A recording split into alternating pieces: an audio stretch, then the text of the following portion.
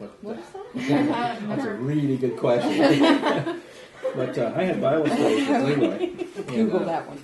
Leroy had been hammered pretty hard by the IRS. He was a crop duster in eastern Washington State, and they helped him for an extra $25,000. So he went to work and he fought that. Okay, he won. It took him a couple of years, a lot of thousands of dollars, but he won. Leroy's the kind of guy that, okay, once he won the case, he didn't want the $25,000 because he figured some poor working stuff someplace going to have to come up with that, so he didn't. Okay. Well, then they hooked him again. All right. So now Leroy, as he pushed as far as he could push. So he started to push back, and of course he did a lot of research, and he came across one of the the pretty easily documentable idea that the income tax amendment was never, number one, legally ratified. It was just declared that by the Attorney General. Secondly, the way they apply it is far different than even what was intended, as far as what they want to call income and what you want to call wages, two different things. And of course, it's pretty clear that they refused to allow any of that stuff to get to the Supreme Court because the Supreme Court's going to have to issue some rulings that they just rather not. So Leroy figured that all out, and so he's asking me a question, along that same line. I said, "Well, Leroy, I got a question for you." I said, "What would you think of a man who voluntarily paid a tax he didn't owe to a corrupt outfit that was going to use that money against him?" Leroy thought I was talking about me. And he said, "Well, you can't participate in evil." I said, "You realize you're talking about Jesus, don't you?" See, because what happens is they came and they asked Peter. They said, does your teacher pay the poll tax, the head tax for the temple?" Peter said, "Yeah." And so Peter came back around where Jesus was, walked in the room. Before Peter could say a word, Jesus asked Peter, he said, "Say, from whom do kings collect the taxes? From their own sons, or from the others?" Peter said, "The others." He said, "Well, the sons are exempt, aren't they?" But he said, "Lest we give offense," he said, "go down to the Sea of Galilee, throw in a hook, and first fish you find, open its mouth, you'll find the coin there, and that'll be enough to pay us both, you and my taxes." So he voluntarily paid a tax he didn't owe to a system that was corrupt and was going to use that to kill him because it was a side issue to him. Mm-hmm. See, and that's how I look at the issue. I know that the whole system, I know that the whole income tax system is the application of the second point of the Communist Manifesto for taking over advanced countries. And so but see, it's a side point, because if I start to fight that, then all of a sudden all my energy has to go into that fight, and then I don't get to do the really important stuff. But every individual has to make their own choices. Everybody has to decide what hill they're going to die on. And so that's how I've tended to look at those sort of things, because I don't think abortion's right either. I think when the government, illegally started approving abortion through Supreme Court legislation, which that's not where that's supposed to come from anyway, then they opened the floodgates for, the total devaluing of the human being. And, of course, the eventual subjugation as slaves inside a slave state. And so I oppose that, but I'm not going to spend a lot of time marching in front of abortion clinics, although I wouldn't be opposed to doing that. I'm going to take my time with personal Bible studies, because that's where I'm going to fight my fight. Now, if I can stand in line and get some Bible studies with some people down there, see, I'd be very happy to do that.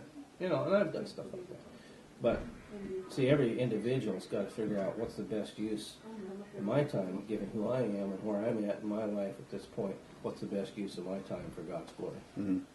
And so, you can fight some things, but you can't fight everything. And what has been unleashed, see, is an octopus of so many arms that if you spend your time hacking on the arms, you're never going to get to the heart. of the octopus. So ultimately, you see, it's pretty clear to me that Satan is the one orchestrating all of this stuff. And so I recognize then that Jesus' battle plan is the only battle plan that will really work, which is go make disciples, immerse those disciples, and continue to teach those disciples to observe all that Jesus commanded. And then all that Jesus commanded, that's a big one, and to teach all that. But so if that battle plan won't work, nothing will. So that's why I just focused, all my energies, because I'm 64 and I've got to make use of what time I got. So yeah, right. Which we hope is a really long time. Okay. Like another 45 years. Okay. Sometimes you have to say, body, you want to go another 45 years? Sometimes I don't think so. Boy, wouldn't To that live just is Christ, to die is gain. wouldn't that just make some people happy? So there's a keep game. on going. The guy is game. He's worse than a Timex. You never can feel the trouble sometimes. My dad said that he wants to live forever. No, I said that about your dad. He used to say that we went. What does the word statism mean to you? Basically, that the government, the state, we'll call it the state, owns and controls everything. Hmm. Do you consider statism a religion? Yes. I do too. Idolatry. See, who you depend upon for your daily bread is your God.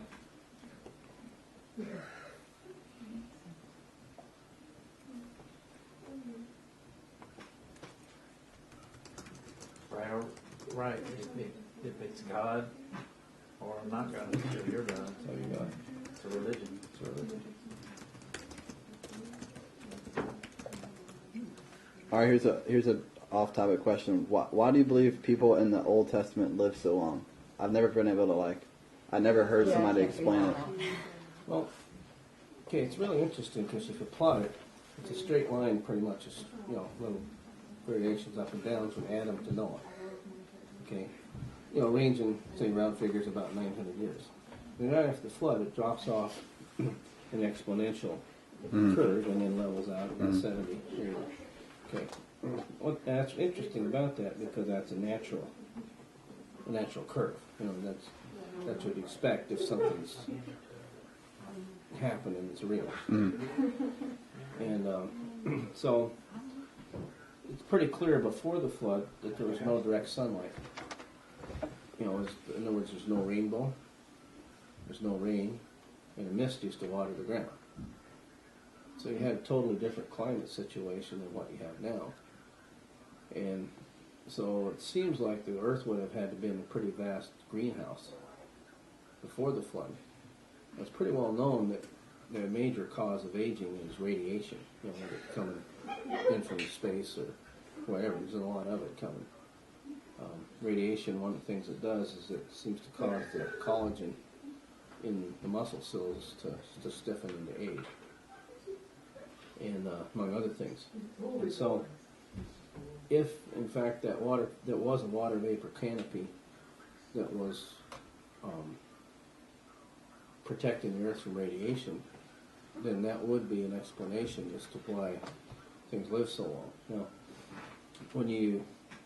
if you accept the idea of the flood of Noah's day as true, then as you start to examine the fossil records, your perspective is that those fossils were all formed during the flood, and the outwash from the flood was not only 40 days of rain, but it was also the opening of the floodgates of the deep.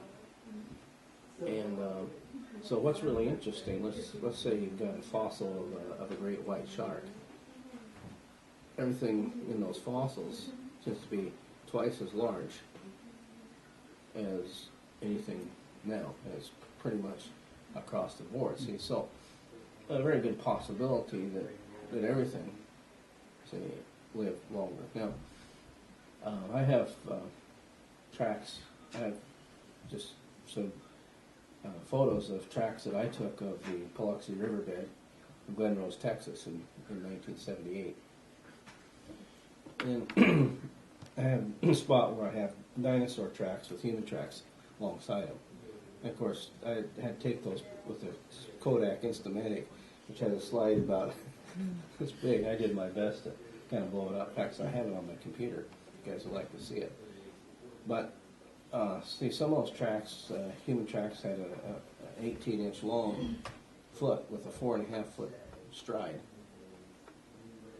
See? So even it seems man, and of course that's what the Bible says. There were giants in the earth before the flood. See, that man also was larger before the flood, if those fossils are any indication as to what it was like. So that being the case, see, if those conditions are true, then the idea of, say, a person living 850 or 900, or in Methuselah's case 969 years, is within the realm of what would be possible, just looking at it from that perspective. Mm-hmm. What's also really interesting is Noah's dad died before the flood, but Noah's grandpappy, Methuselah, died in the year of the flood.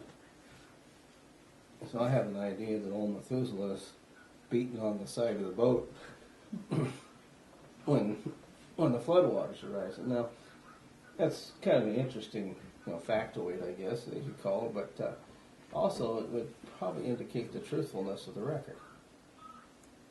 See, because the fact that he would die that exact year, say at 969, would indicate the accuracy of the 969. See, if he lived 970 and the flood occurred when he was 960, it would kind of throw things off. But see, it's the exact year. See, so you just, the thing about the Bible, see, it just lays stuff in there. It doesn't say anything about it. It just lays it in there, kind of like it's fact. And then you're looking back and say, well, it's kind of interesting how this fits. Yeah, I heard one theory that before the flood, that there was one theory that said that the oxygen content in the air might have been a near 100%, and apparently now it's really diluted, so to speak. And they think that the flood kind of discombobulated the atmosphere of the earth. There's probably if the flood did discombobulate the atmosphere, probably more to do with pressure. So you can't have 100% oxygen is your atmosphere, because if you do, everything will just combust. Mm. See, and right where we're at right about now is just about right. Mm. See, in other words, nitrogen, which is more chemically inert, stands as a buffer to oxygen. Mm. And so if you had any higher percentage of oxygen in the air, everything would tend to burn on you. That's how Apollo 1 died. Mm. So, but the air pressure, now that's something else. Now, all over the earth, you have these vast deposits of limestone. We're talking hundreds of feet thick. I can show you places in Montana where they're 300 feet thick, and they stretch for miles and miles and miles. It's, hundreds of thousands of square miles. Okay, well, all limestone is calcium carbonate. And the way you get calcium carbonate is you have a lot of calcium dissolved naturally. We call it hard water.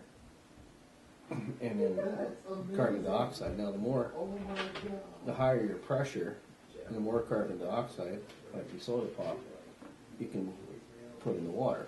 Okay. Now, if let's say the atmospheric pressure was double or 2.5 times what it is today, you'd have a lot more dissolved carbon dioxide in the water. But if you had a sudden drop in atmospheric pressure, then all of a sudden that calcium carbonate would precipitate out as a flock. I mean, it would form, into the rock. What we call limestone. So it's really interesting. Limestone is almost always loaded with all kinds of sea fossils, seashells, and all kinds of stuff like that. So that's a possible idea there. Also, not too far from the Paluxy Riverbed in Texas, in 1935 or thereabouts, they found a hammer encased in sandstone. And then about 1947, they broke that sandstone open, and so part of the hammer is still completely embedded in the sandstone, okay? And the people who owned it didn't want anybody scraping, the metal. I mean, it was, the wood was still there, partly fossilized in the sandstone, and it was obviously a steel type of metal. People who owned it didn't want anybody scraping on that, get samples so that they could chemically analyze it. But finally, we got the technology to be able to analyze it without touching it. It's an alloy of iron and chlorine. Our steel is iron and carbon. So if you want stainless steel, we throw a little extra chromium in there. But iron and chlorine, we can't produce steel made of iron and chlorine because we don't have the atmospheric pressure for it. Take about 2 to 2.5 times the current atmospheric pressure to produce steel. It's a high quality steel. It's uniform all the way through. And, not clotted or clumped or anything like a low quality. In other words, it's a high tech operation pretty clearly before the flood. So just got indications like the limestone as an example, or that hammer is another one, of the fact that there was a higher air pressure on Earth before the flood. See, again, you got to remember that any of this stuff, what we're doing is we're all we got is what we see. It's just what's in front of us. It's all we got. And then we're having to make some sort of a guess as to how it got there. And so anything you say is a little bit in the realm of speculation, although you're trying to, if you're honest, you're trying to say, okay, what's the best explanation as to how it got here? There's always an element of speculation because we can't get back there to reproduce any of it. That's okay. I hope nobody gets offended by this, because if anybody doesn't know here, I'm not a Christian, so I'm just asking questions. But one of the things that has always been bugging is a lot of the Christians that I talk to when they're trying to convert me or whatever, they present it as very matter of fact. And I understand to them it is factual, but I always ask, if there was a situation where somehow by some miracle of some person we figured out a way to prove either the non-existence of God or the non-existence or the infactuality of the Bible, would Christians accept that? I think any honest one would. Okay. Just because so many have told me no, straight out, in which case, to me, completely invalidates their argument for Christianity, because I search for truth, and if they're telling me this is truth, and then I say, what if it was proven to be untrue? Would you still believe it? And they say, of course. Yeah. Then it's like, well, then you're not in a search for truth. See, most of the people who call themselves Christians that you've associated with have pretty much believed in what you would call an accept Jesus into your heart, salvation by faith alone position. Now, that's an emotional position totally unsupported by fact. Okay, and so what happens, see, is if a person makes an emotional leap in one area, they're comfortable making an emotional leap in another one. See, so in other words, they have an emotional commitment to the Bible. I remember years ago, I was studying with this couple, and he called me up and he said, hey, my first cousin is the wife of a Mormon bishop in Great Falls, and she's sending the missionaries over later in the week. He said, could you be there? And I said, yeah, I'd be happy to. So I show up, and this is a little bit before the Mormons got as high tech as they are now, so they wheel in, they had this flip chart, you see, and they're going through this flip chart. They get down to this place, and there's a picture of Joseph Smith. And Joe, and he's looking really holy in the picture. He's got his hands folded just right. There's a shaft of light coming down from heaven, and I'm sure that's just exactly how it was. And I thought he pulled him out of a hat. well, no, that's the book. Oh, okay. Okay. But no, this is he's praying to God, and he's getting, God's telling him that he needs to start a new religion because everything else is all messed up. And so guy comments, and then he raises his hand. He said, I solemnly testify to you that the Book of Mormon is the Word of God. And I said, wait a minute. I said, how do you know that? See, next page on the flip chart come up. And up there are 4 words: warmth, comfort, peace, and assurance.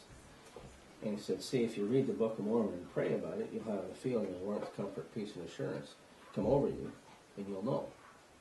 the Word of God. And I said, well, I've got a slight problem. I said, I read the Book of Mormon, and I prayed about it, and I had a feeling of revulsion come over me. And they actually didn't know what to do with that one. But see, how many supposed Christians believe the Bible because they have some sort of feeling of warmth, comfort, peace, and assurance come over them.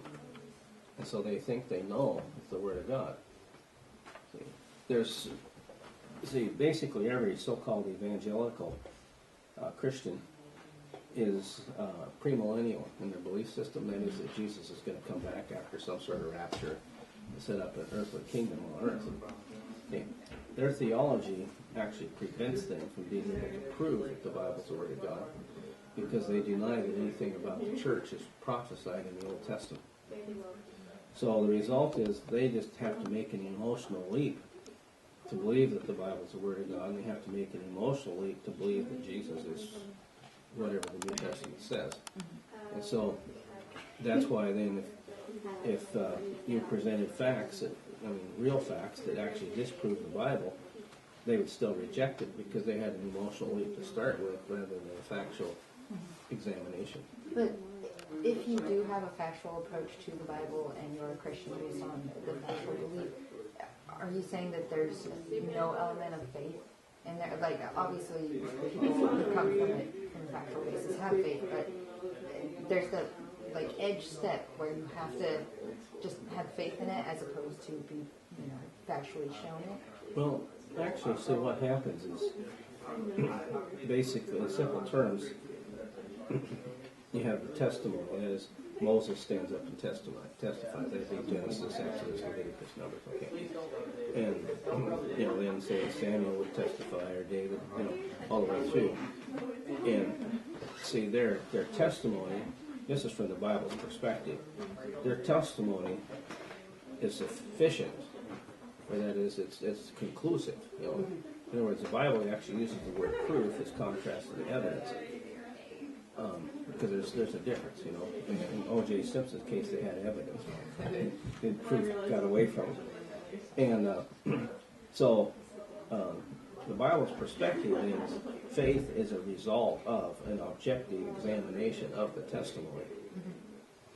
Okay, I guess my one shortcoming when it comes to that, though, is that whenever I ask people to actually prove God or the Bible or anything like that, they just use the Bible to prove itself. See, that's a fair question. Now, see, if I write a book, you're asking all the questions I ask myself. See, I love it. It's been a 18-year process. Yeah, see the same exact process. My mind. Okay, this is really fun for me, guys. Okay, so if I write a book, you have to test the accuracy of my book externally.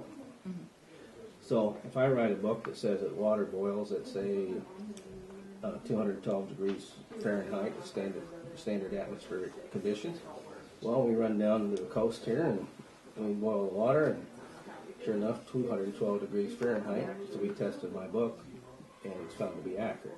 If I said it boiled at 190 degrees F, my book's inaccurate. See? So we test, our books, any human written book, by external things. Now, you also test the Bible on those same external things. And the Bible's pretty interesting because it's actually really accurate. Its history is accurate. If it says they went up in elevation. And if it says they went down in elevation. And I can tell you there's a lot of people looking for errors in the Bible. Sometimes they think they find some, but then they get proven wrong. So you do test the Bible externally. So in order for the Bible then to be something written by God, you not only test it externally, but there have to be certain internal things that are beyond the scope and scale of what the human mind could document or could duplicate. See, so that's what you're looking for then is the next step after you test the externals. See, now you have to go inside the Bible and see. Okay, so, for example, let's take the law of Moses. We talked a little bit about it today. The law itself contained three major elements. It contained the laws by which the people were to live, contained the regulations for sacrifice, and it contained the instructions concerning the priesthood. Okay. Now, each of those three, from the beginning, was designed to self-destruct and be replaced by a superior system. For example, the law, Jeremiah, for example, prophesied 600 BC, for example. He said, the days are coming, says God, well, I'll make a new covenant with the house of Israel and the house of Judah, not like the covenant I made with their fathers in the day I took them by the hand to lead them out of the land of Egypt. So this time I'm going to write my laws in their hearts and in their minds. See, so it's going to go from written on stone to written on the hearts and minds. Okay, he said that in the Old Testament. See, so it was the laws then was designed to self-destruct and be replaced by a superior system. Okay, same with the sacrifices. You had all those animal sacrifices. But once again, they were designed to self-destruct and to be replaced by the sacrifice of Christ. And we talked about the time when there would be the end of sacrifice and grain offering. And that Jesus was prophesied himself as being pierced through for the transgressions of all mankind. So the sacrifice system was to be self-destruct and to be replaced by a superior sacrificial system. And the priesthood itself, all the Old Testament priests had to be priests of the order of Aaron. Aaron was Moses' brother. So from that point on, in Israel, if you couldn't prove your ancestry, you couldn't be a priest. Okay. And no man could offer sacrifice. They had to bring their sacrifice to the priest. See, there's kind of a pattern here. In the patriarchs, they could every man could offer sacrifice. See, but in Israel, that's squeezed down to where only the priest can offer the sacrifice. And the idea then is eventually it would be one sacrifice offered through one priest, see, which is Jesus, okay, being both the sacrifice and the high priest. And so, way back in Abraham's day, about 2000 BC, there was a man by the name of Melchizedek. What had happened is Abraham had a nephew named Lot. Lot was living in Sodom and Gomorrah. And some enemies from the east came in and captured Sodom and Gomorrah, carried away everything captive, and plundered the cities. And what bothered Abraham is they took Lot also. So Abraham arranged for a commando strike force to hit these guys in the middle of the night. And so everything about Sodom and Gomorrah was set free. So now they're coming back, and everything belongs to Abraham. All the spoils. That's how it was. So ladies, just be thankful that we don't live that time just yet. Okay. And so, yeah, it's better to Yes, sir, he was. better to be considered spoiled rather than spoils. Yes, they are. So Melchizedek, then, who was the king of a little village called Salem, came out to meet Jesus, and he brought bread and wine, and then Abraham paid Melchizedek 10% of all the spoils. Then he refused to take anything else. When the king of Sodom met him, he said, "Keep the goods, give me the people." Abraham said, "No." He said, I'm not going to take a sandal thong from you, lest you say, "I made Abraham rich." Now, if the men with me want to take their share, they can. He said, I'm not taking a sandal strap. And so Melchizedek was an interesting guy because he was the king of Salem, and Salem was a small town at that time. Later it became a larger town, got a larger name. It became Jerusalem. Okay, and so Melchizedek itself means king or prince of righteousness. King and prince are always interchangeable because the king's about ready to die, so who's going to be the new king? So there's some languages don't even have a word for prince. Okay, because prince and king don't listen. And if you ever saw the movie Braveheart, you get an idea because the princess, she wants to see William Wallace. The king is laying there. He can't speak. He's paralyzed. He's about done. And the guard says, "No, you have orders. nobody gets to see William Wallace.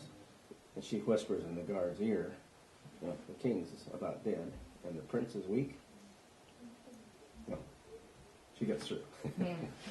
Guard calculated his future, and so king and prince are interchangeable. And I'm bringing that up for a reason. So Melchizedek means king or prince of righteousness. Okay. Now he was the king of Salem, or he's the prince of Salem. Salem means peace. He's the prince of peace. Okay. He showed up. One day he was there, and was there to Abraham, you know, collect the tithes from Abraham. No, and he blessed Abraham.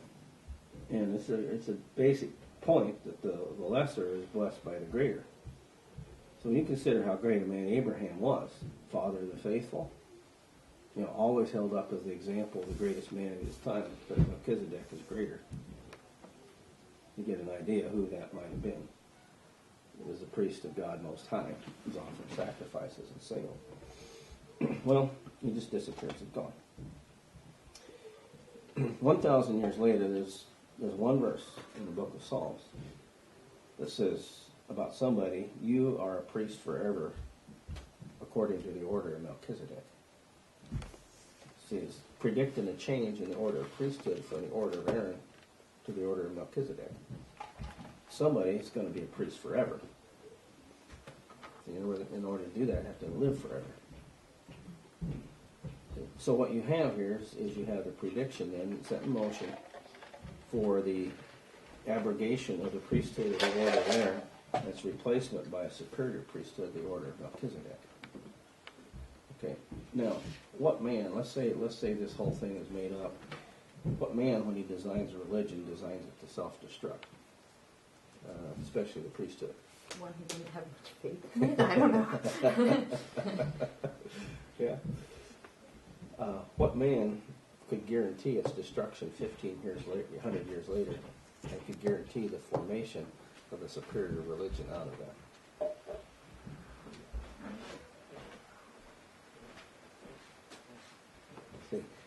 This is the internal. See, what I'm doing is answering your questions about why you have to use the Bible to prove the Bible. So you have these internal things that are on a scope and a scale. So it's absolutely impossible for the human to duplicate. See, so what you're looking at here is you're looking at a very definite plan here, executed step, step, step, step, on a scope and scale that no human being could devise really or could execute. So you could probably devise it if you really had an imagination, but to execute would be an additional step. Yeah, but see, the ability of man to actually devise a spiritual system, see, and to have a system that drives it into internal in that part of man. See, I think that's really, I mean, I think we can understand it looking back at it, but see, for a human being to actually be able to devise that, I think that's outside the realm, really. So that's, you know, that's the quick answer to your questions. Yeah, I guess, I don't know, just the more stupid answer would, not answer, but question would be like, how do you know that a couple hundred years ago somebody didn't just sit down and write all this based on history and everything like that? And perfect question. Perfect question. See, you know, perfect question. Okay, that's one of the charges that's made. See, here's a quotation from the Cliff's Notes on the Old Testament. There's Cliff's Notes. Yeah. I have to find those. Yeah, that's the one all the college students read when they don't want to read the book. Yeah, but see. Well, I've read it so many times. It's just maybe Cliff Notes will help. Yeah, see, but Cliff Notes is kind of interesting because it's standard material used in pretty much all the classrooms across the country. Otherwise, it wouldn't have any value. See? So Cliff Notes, for example, about, say, Old Testament prophecies, makes a statement. The fact that the prophecies were fulfilled so accurately was made possible by the fact that the prophecies were written after the historical events occurred, but they're written in such a way as to look like prophecies. Okay? So, now, notice that they don't doubt the accuracy of the prophecies, or history, if they'll call it history. Don't doubt that. So what you're looking at then is, okay, let's take one out of Daniel as an example. You have a prophecy that, according to Daniel, was a dream or a vision seen by King Nebuchadnezzar. It had a head of gold, it had silver, it had bronze, and it had iron, and iron mixed with clay, the pottery about the feet. All of a sudden, there was a stone cut out of a mountain without hands. See, the stone came, smashed the statue on his feet, fell over, broke into a million smithereens. The wind blew the pieces away, and then the stone became a great mountain that filled the whole earth. Okay. Well, Daniel actually interprets the prophecy. And Babylon was the head of gold, okay? The Persians were the silver, the Greeks were the bronze, and the Romans were the iron, and the iron mixed with clay. And it says in the days of the Roman kings, basically, the God of heaven would set up a kingdom which would never be destroyed. And it itself would put an end to all these other kingdoms, okay? Kingdom of God's another name for Christianity or the church. Okay. It's kind of an Old Testament name. So, okay, now you've got prophesying, say, 600 years of history here. Okay, the thing is, Daniel absolutely was written 250 BC, before the Romans showed up on the scene. Okay. So, and see, the entire Old Testament was translated from Hebrew to Greek in the city of Alexandria, Egypt, between 250 and 200 BC. Okay. So, the entire Old Testament exists before that. Okay. Now, how about the accuracy? Remember years ago, I was preaching in Billings, Montana, and one of the guys came into the Thursday night's Bible study and preaching session we had, and he said, "Hey, the Philosophy Club's having a presentation on the Dead Sea Scrolls next Thursday. What do you say we crash the party?" So we all thought that was a good idea. We went in. There's about 20 members of the Philosophy Club there, and about 20 of us. And we served wine and cheese. Generally, we took the cheese and left the wine for them. And the lady is a leading expert on the Dead Sea Scrolls, and she'd spent a year sabbatical in Jerusalem, specifically studying something called the Isaiah Scroll. And so she went through, and she made it clear she was an atheist. She was a philosophy professor, and the idea is that she's sitting, as a professor, like a bird on the perch, and watching the rest of the human race go by, because she's not really part of it. And a lot of times college professors are like that, they really are. And so she has this interest in the Dead Sea Scrolls. A lot of times, if there's some sort of question, they'd actually call her. If they need a quote for a news item or something, they'd call her, and she was one of those that they'd quote for an AP news release or something. So she established that these particular sections of the Dead Sea Scrolls are very clearly at 100 BC. And they determined that not so much with carbon dating, but with the type of pottery that the scrolls are buried in.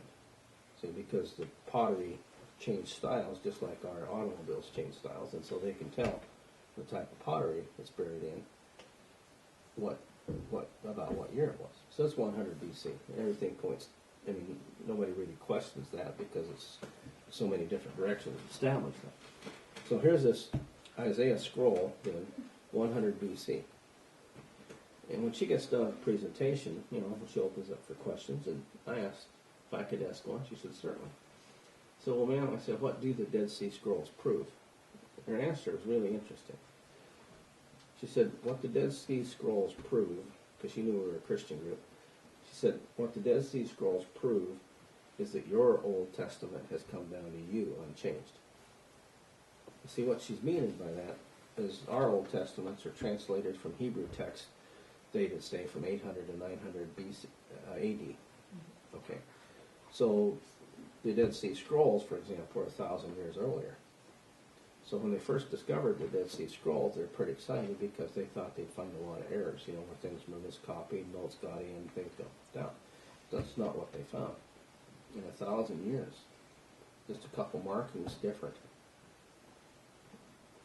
And so that's why she said, is what the Dead Sea Scrolls prove, is your Old Testament come down to you unchanged. Okay, so now, see what we've got is we've got a set of documents that have come down unchanged, clearly written before the prophesied events took place. Okay, in other words, they couldn't be fudged.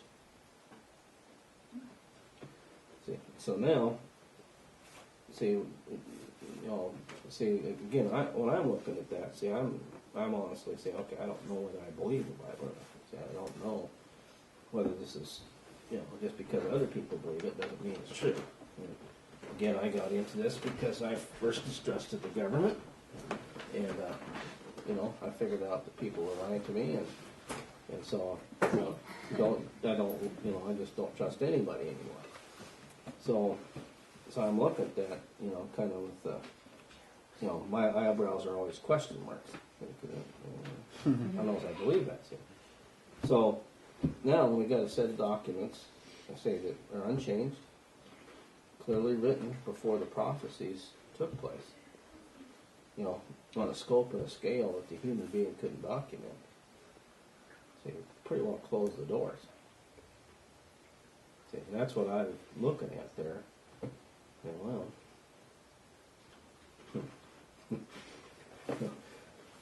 that's honestly what because what I was looking for was a hole. That's how I test things. See if there's a hole. I'm looking for a hole. Couldn't find one. See, it was all blocked. So now, see, I'm stuck with the idea that, okay, God wrote it. Okay, now that's the two things for me. Number one, that means God exists. Okay, so I wasn't sure about that. And number two, and again, this conversation obviously taken a lot faster than my mind is processing or working through both things. You didn't find these answers in like one No. day sitting there? No. But I was having to process it. But I had I did kind of a little presentation on the university campus back in the days when they were really trying to push the Equal Rights Amendment through, and I was trying to help the college students understand, look, at any time you do something like that, you don't increase rights, you decrease somebody else's. And so I finished my presentation, and I left, and a young fellow followed me out and said, I looked around to make sure there's nobody but him and me. He said, Mr. Wilson, he said, I understand that you have personal Bible studies with people. I said, yeah, Dave, I do. He said, well, I'm the chairman of the Young Democrats on campus. I said, yeah, I know that. He said, I'm an atheist. I said, yeah. He said, well, I've understood that you really can't consider yourself as having an education. At least you have some sort of working knowledge about the Bible. And he said, would you be willing to teach me some of that? I said, Dave, yeah. I said, I would, but I want to warn you something.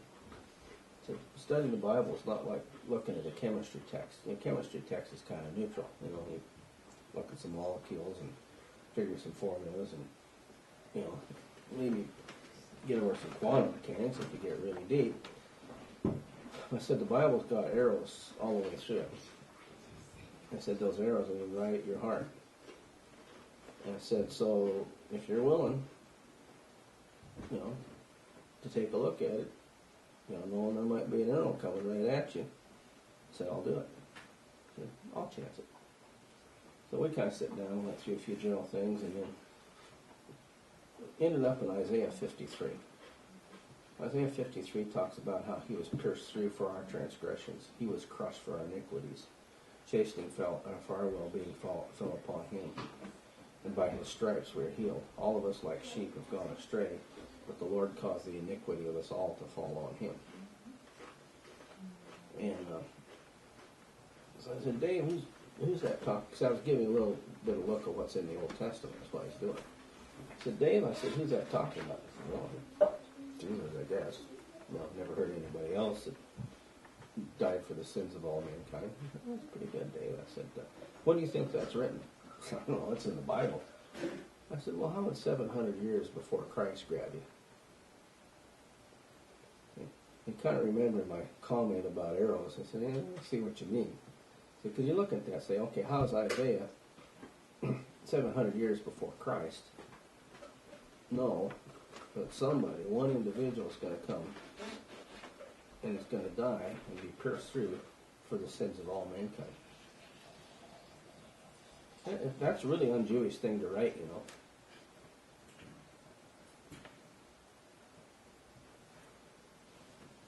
All mankind? Jews? No. See? So he's looking at that. See, he's running the calculation. See, well, the only way actually Isaiah could know that ahead of time is if it was actually God that wrote it. There's no other way. And so basically at that point, Dave said, thanks, but no thanks. You know, I got enough Bible. Got all I need. You know, and but see, that's the sort of thing. I mean, the Old Testament say is 1,500 pages long, and if you start really looking at that Old Testament, see, it's the entire story of Christ is in there. The entire story.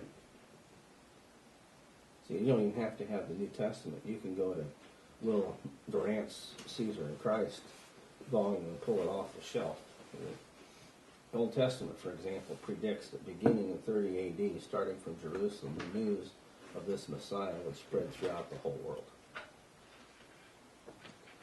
And so, you pull an Ariel Grant's book off the shelf and read, well, starting from Jerusalem, beginning about 30 A.D., the news of some Messiah that people believed was resurrected from the dead spread. That's why the volume is Caesar and Christ.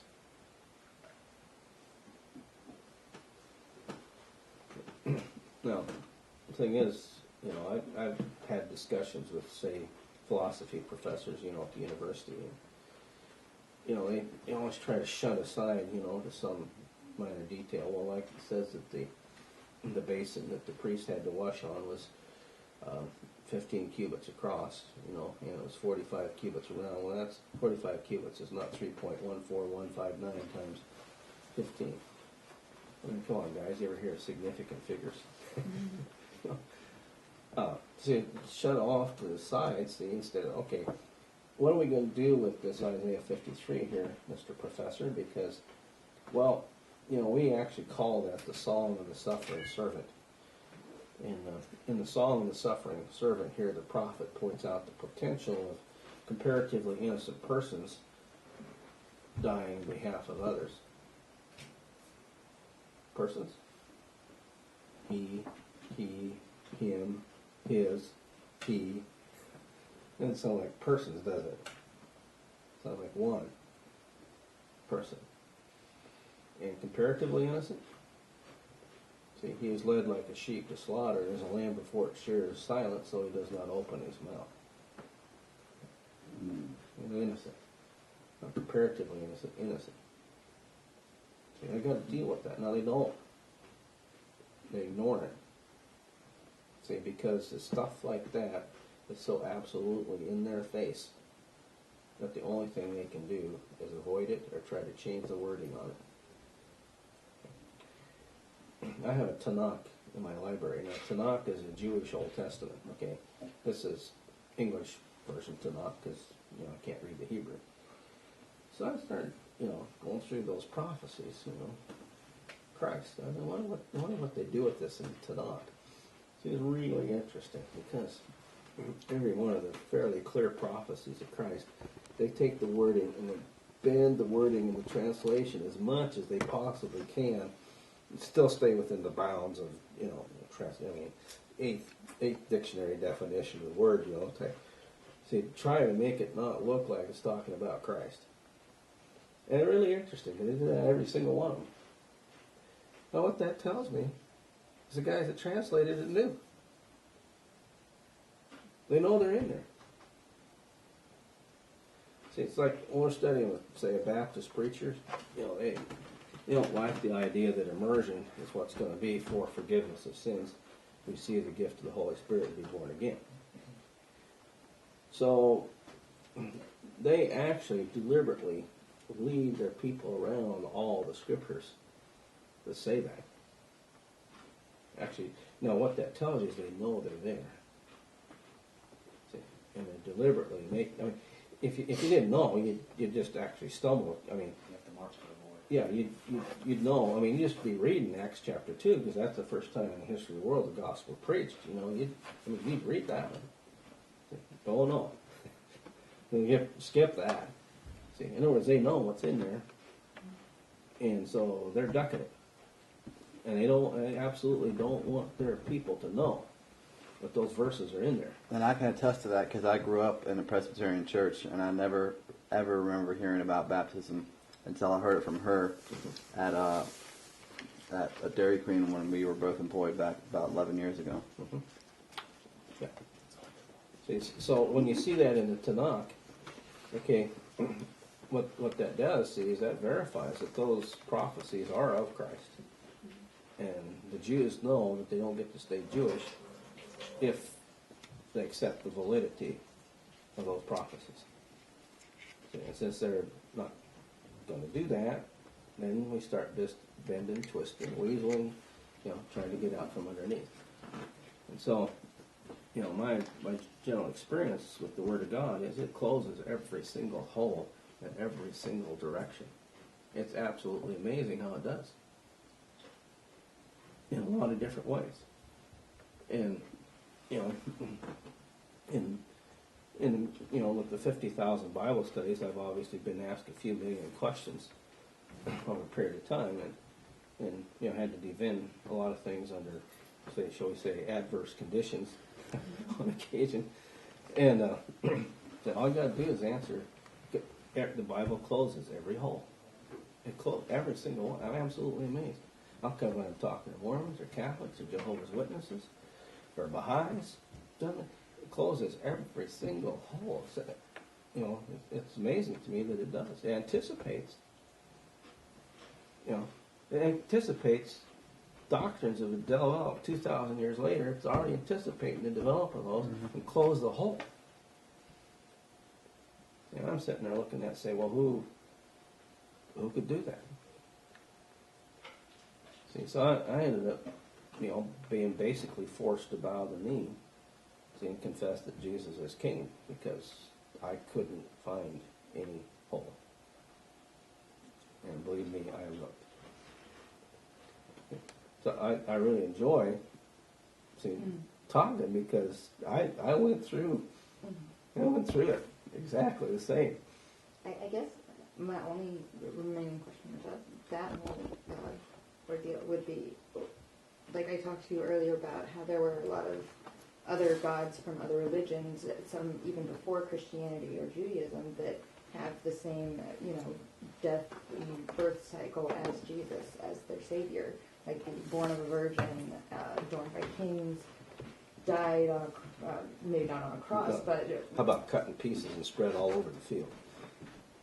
Oh yeah, but betrayed, crucified, risen from the dead, stuff like that. Like it's a common not theme crucified, but yeah, killed. killed. Yeah. A lot of them have the same betrayal and then killing and then resurrection after 3 days.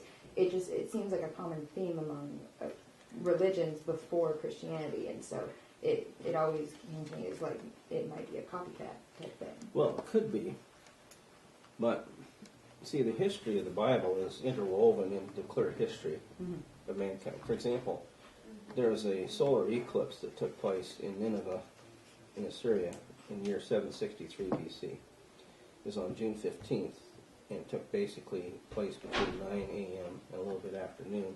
It was 99% complete in Nineveh. Now, we know that because we can spin our planetariums back and know exactly what the path of that solar eclipse was. Okay. Now, the people of Nineveh recorded that solar eclipse. Okay. Now, the history of Nineveh is intermeshed with the history of Israel. And so a lot of the events that the Bible records, say certain wars or certain events, are also recorded in the history of the cuneiform tablets of the Assyrians. So what we can actually do is we can intermesh that, and because we know our date that applies to the Assyrians, then we can know what our date would be that would apply to the same Bible records. And what you've got then is you've got a history that's so enmeshed with the what we might call secular history of the world that it can be very clearly established to be accurate. And the dating system is, in other words, we can say we know then that Moses crossed the Red Sea in 1447 BC. We know that Joshua and the children of Israel crossed the Jordan in 1407 BC. Okay. So we know those things. Okay, well, maybe 1446 BC and 1406. Okay, it's sometimes 1 year because the way they would date it from the king. Okay, so 1 year, give or take, in some of those things. So we can know those. So we know then that David became king in 1010 BC. He reigned to 970. Solomon reigned from 970 to 930. And from 970 to 963 is when he built the temple in Jerusalem. Okay. So that the history is all enmeshed in there. Okay. Now, enmeshed in that history, then is a story. It just doesn't have a couple details, like say just a virgin birth, or just a betrayal, or just a coming back to life. It has a lot more than that. Like, it would be dark in the middle of the day, but at evening time it'd be light again. Okay. That